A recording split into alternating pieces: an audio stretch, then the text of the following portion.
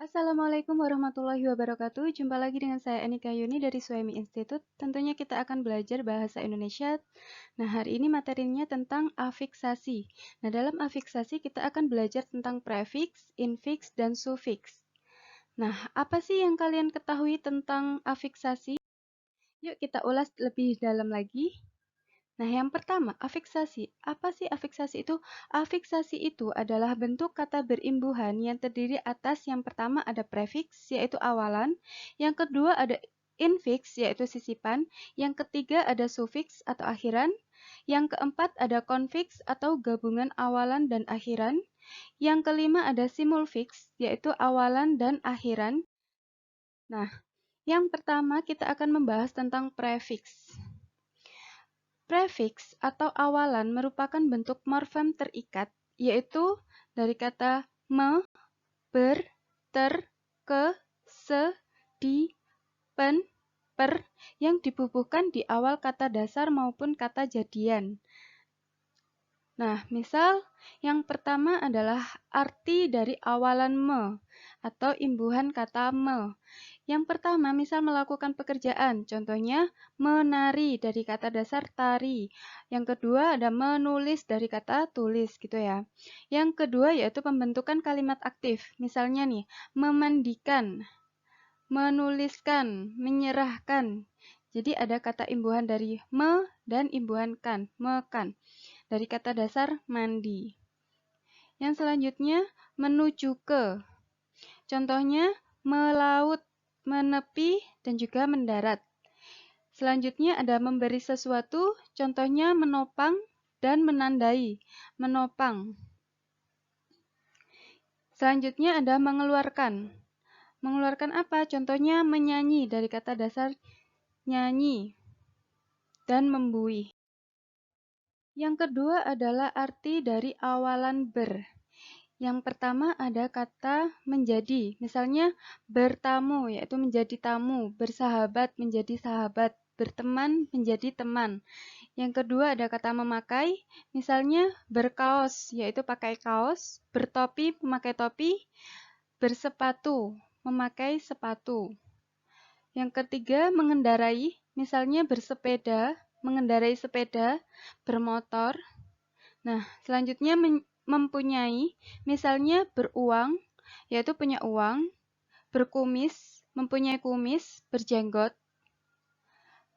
Selanjutnya mengeluarkan, misalnya berkeringat, dia mengeluarkan keringat, berair, mengeluarkan air, berembun.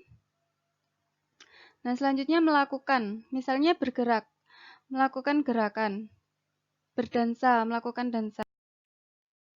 Selanjutnya yang ketiga adalah arti dari awalan ter, imbuhan ter. Yaitu yang pertama menyatakan superlatif atau paling atau sangat. Jadi misalnya tersukar, paling sukar, terpandai, paling pandai, tercantik, paling cantik. Yang kedua menyatakan dapat, misalnya teraih, dapat diraih, terangkat, dapat diangkat, tersuntik, dapat disuntik. Yang ketiga, hal yang tidak disengaja. Misalnya terinjak, tidak sengaja, terpukul, itu juga tidak disengaja. Ada hasil tindakan, misalnya tersebar atau terpecah. Nah, yang selanjutnya adalah arti dari awalan pe atau imbuhan pe. Nah, di sini ada pembentuk kata benda, misalnya tulis, penulis, belajar, pelajar. Kalau menyatakan alat, ada pemotong, yaitu alat potong, ada pemahat, dan menyatakan keahlian, ada pelukis, yaitu ahli lukis, pencopet, ahli copet, tapi jangan ya, jangan mencopet. Pembajak, ahli bajak. Yang selanjutnya ada pelaku atau tukang, penulis. Jadi misalnya itu tukang tulis, itu penulis, peminum, tukang minum, pemabuk, tukang mabuk. Nah, itu jangan ditiru kalau pemabuk. Selanjutnya ada infiks. Apa sih Kak infiks itu? Infiks itu merupakan bentuk morfem terikat yang hanya ada 3 jenis, yaitu apa? R, L, dan M, yang dibubuhkan atau disisipkan di tengah kata dasar. Misalnya apa? Gemerlap. Nah, jadi kata dasar gelap, kemudian ada bubuhan kata M, jadinya gemerlap. Kemudian kata yang kedua telunjuk. Nah, dari kata dasar tunjuk, kemudian dibubuhkan kata L menjadi telunjuk gitu ya. Jadi infiks itu ada di tengah. Kemudian ada sufiks. Sufiks itu merupakan bentuk morfem terikat, yaitu imbuhan an, kan, dan i, yang dibubuhkan di akhir kata dasar maupun kata jadian. Jadi contohnya ada tanaman, dari kata dasar taman, tanam, kemudian dibubuhkan kata an menjadi tanaman. Kata dasar siram, kemudian dibubuhi kata imbuhan i menjadi kata sirami. Begitu seterusnya, kayak berpelukan, bangunkan, tidurkan, seperti itu ya. Yang selanjutnya adalah simulfiks. Simulfiks merupakan imbuhan gabung antara awalan, sisipan, dan akhiran yang dibubuhkan dengan proses satu persatu pada kata dasar. Contohnya apa? Berpelukan. Nah, ada imbuhan ber di awal kalimat, kemudian kata dasarnya berasal dari kata peluk, kemudian di akhir ada imbuhan an. Jadi, simulfik itu adalah imbuhan gabungan antara awalan, sisipan, dan akhiran. Contohnya lagi ada menyirami. Dari kata dasar siram mendapat bubuhan kata me di awal kalimat dan ada bubuhan kata i di akhir kalimat menjadi menyirami. Kemudian selanjutnya konfiks. Konfiks itu imbuhan gabung antara awalan, sisipan, atau akhiran yang dibubuhkan secara langsung pada kata dasar. Jadi kalau simulfiks tadi dibubuhkan dengan proses satu persatu pada kata dasar, kalau konfiks itu dibubuhkan secara langsung pada kata dasar. Jadi secara langsung. Misalnya apa? Misalnya uji coba. Mendapat imbuhan mengkan. Jadi kalau digabungkan menjadi menguji cobakan. Terus ada tumbuh kembang. Mendapat imbuhan dari mengkan. Jadi ia menjadi menumbuh kembangkan. Kayak gitu ya. Paham kan? Selanjutnya imbuhan asing. Imbuhan asing adalah imbuhan yang diserap dari bahasa asing, kemudian dibakukan pemakaiannya. Contohnya apa? Contohnya yang pertama misal ada imbuhan i, wi, atau iya. Nah, bentuk imbuhan asing ini mengandung arti atau sifat, atau bersifat. Jadi contohnya jasmaniyah. Sifatnya memiliki sifat fisik. Jadi kata jasmani mendapat kata imbuhan iyah sehingga menjadi kata jasmaniyah. Yang kedua adalah abadi, mendapat imbuhan kata i. Jadi aslinya adalah kata dasarnya adalah abad, kemudian mendapat imbuhan i menjadi abadi, yaitu bersifat kekal. Kemudian ada duniawi, mendapat imbuhan kata wi di belakang kata dasar dunia, sehingga dia bersifat keduniaan. Nah, selanjutnya imbuhan man, wan, dan juga wati. Bentuk imbuhan asing yang berjenis kata benda dan mengandung arti sebagai ahli, sifat, atau pekerjaan. Nah, misalnya olahragawati itu mengandung sifat. Seniman itu mengandung kata ahli. Ahli seniman pelukis, ahli seniman pahat, gitu ya. Karyawan, pekerjaan. Wartawan itu ahli. Terus yang ketiga ada imbuhan is, isme, isasi, dan si. Nah, bentuk imbuhan asing yang mengandung arti sebagai pelaku, paham, atau proses. Misalnya, kapitalisasi itu mengandung arti proses. Terus ada kapitalis, yaitu pelaku. Dan kapitalisme atau paham. Nah, ini adalah contoh dari prefiks. Misal ada kata, pilihlah bentuk kata yang benar. A. Mengenyampingkan dan mengenengahkan. Yang B. Mesampingkan dan mentengahkan. Yang C. Mengkesampingkan dan mengketengahkan. Yang D. Mengesampingkan dan mengetengahkan. Yang E. Mengesampingkan dan mengenengahkan. Nah, yang benar yang mana? Kita lihat yang A. Yang A itu mengenyampingkan. Mengenyampingkan itu salah. Nah, dari yang B mengsampingkan. Ini tidak bisa kalau mensampingkan, udah jelas salah. Yang ketiga, mengkesampingkan, mengketengahkan. Mengketengahkan itu udah jelas salah. Yang E, mengesampingkan dan mengenengahkan. mengenengahkan itu salah.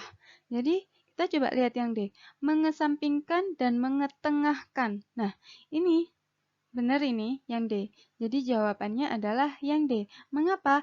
Karena bentuk kata yang benar afiksasi berbentuk konfiks adalah dari proses imbuhan dengan memakai gabungan prefiks dan sufiks.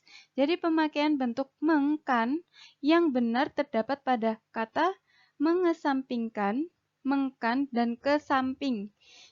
Dan mengetengahkan, bukan mengenengahkan.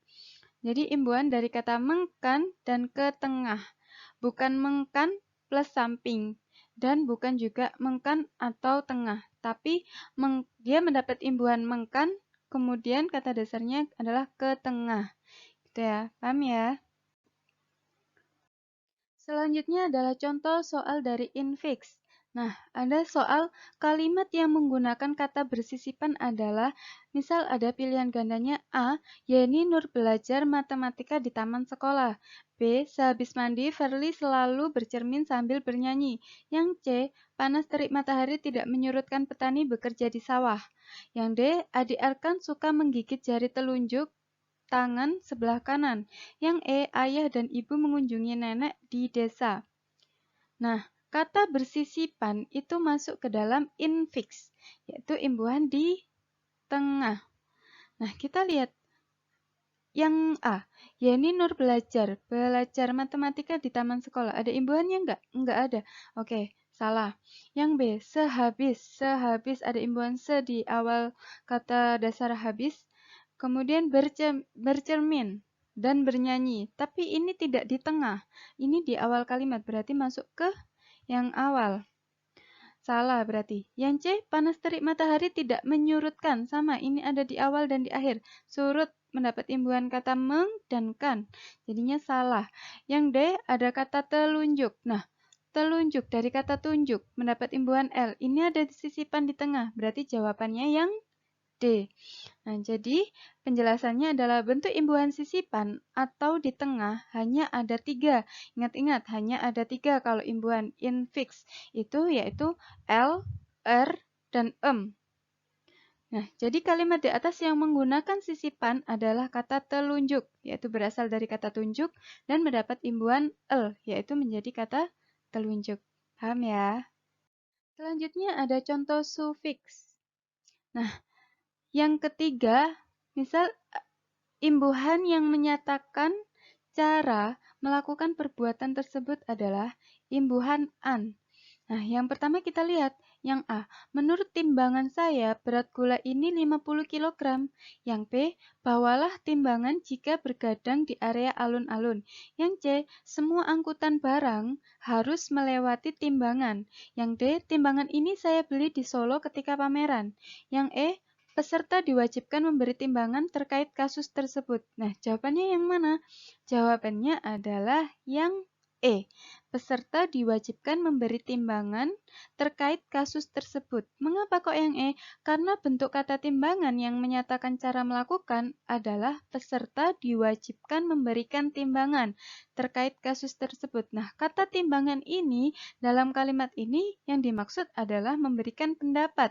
Beda dengan yang pilihan A, B, C, D itu adalah menurut timbangan saya. Menurut bawalah timbangan, kata benda timbangan.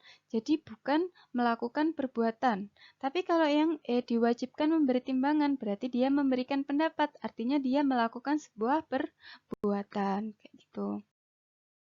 Nah, contoh selanjutnya adalah contoh imbuhan asing. Misal, penggunaan imbuhan serapan yang tepat pada kalimat di bawah ini adalah kita lihat pilihan gandanya yang A. Obat-obatan alamiah mulai digemari masyarakat. Benar nggak ini kalau imbuhan serapan? Seharusnya ini obat-obatan alamiah atau obat-obatan alami. Nah, ini udah jelas salah kalau pakai obat-obatan alamiah. Seharusnya dia menggunakan kata obat-obat alami. Obat-obatan alami mulai digemari masyarakat itu baru benar. Jadi pilihan ganda yang A itu salah. Yang B, Albert Einstein, fisikawan yang diakui dunia. Benar nggak ini ya? Fisikawan. Nah, kita skip dulu. Yang C, ada kebaktian itu dipimpin oleh rohaniawan terkenal. Yang D, di Indonesia belum banyak biologiawan yang sukses. Yang E, selain sejarawan, Nugroho adalah sastrawan. Nah, sejarawan. Harusnya ini adalah sejarawan atau sejarahwan. Nah, ini yang benar adalah sejarawan. Kalau di Indonesia banyak biologiawan, harusnya adalah biologi yang sukses. Banyak biologi yang sukses. Biologiawan. Kurang tepat ya ini. Jadi jawaban yang benar adalah yang B. Albert Einstein, fisikawan yang diakui oleh dunia. Sekian materi hari ini dari saya. Saya ucapkan terima kasih. Sampai jumpa di materi selanjutnya. Assalamualaikum warahmatullahi wabarakatuh. See you.